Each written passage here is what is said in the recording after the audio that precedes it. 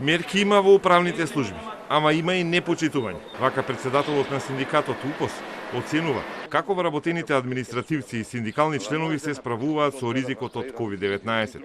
Некаде е воведено двосменско работење, некаде каде што има можности се работи и од дома. Но сепак има голем број на заболени во управата, кажува статистиката на УПОС кој доделува еднократна помош на своите инфицирани членови. 120 членови на нашиот синдикат, тоа е огромна бројка, што значи и еден апел и од синдикатот за доследно почитување на мерките дистанца. Една од институциите каде имаше и починат вработен од корона и кластер е Скопскиот катастар, а од синдикатот вела дека е пратено известување да се преземат заштитни мерки. Раководството одговорило, но според теренските сознанија на синдикатот имало непочитување и од вработени, но и од странки. Со доаѓање на есента и се поголемиот број, ние повторно побарахме од работодавачот и ги прифати се наши мерки, односно барања, и мислам дека од таа страна максимално се направија напорите. Меѓутоа, зачудува податокот што има доста заболени, има и смртен случај. Од разговорот со председателот на синдикалната организација во Агенцијата за катастар на недвижности, имам информација, а исто и од работодавачот, дека во одредени средини вработените не ги применуваат доследно мерките.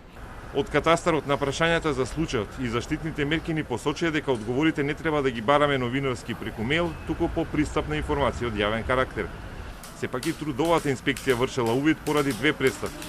За минатото не истражувале, туку утврдиле дека во моментот на инспекцијата и во градскиот и во државниот катастар се почитуваат донесените мерки.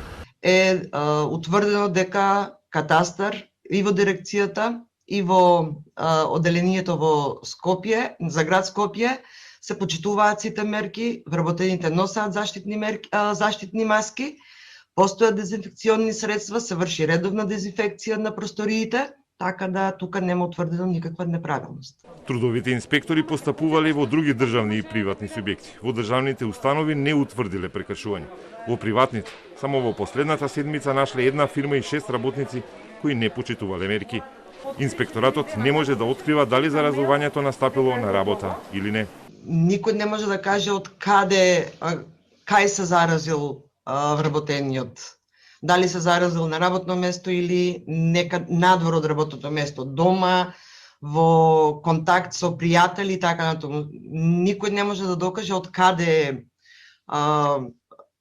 потекнува, вирусот. Меѓутоа, она што инспекторите кога одат на увид говарат дали има донесено одредени акти со кои се заштитуваат вработените од ширење на заразата. Најголем проблем беше брзината на вториот бран. УПОС уште на 6 октомври бараше нови мерки за администрацијата. Владата ги пропиша 8 дена подоцна. Дури потоа се издадени наредби за спроведување на поострите рестрикции, затоа што директорите претходно очекувале реакција од вработени или од странки. Дополнителен проблем е што кога во управна или државна служба ќе се разболи вработ, епидемиолозите не определувале изолација на негови колеги, туку само на најблиските домашни.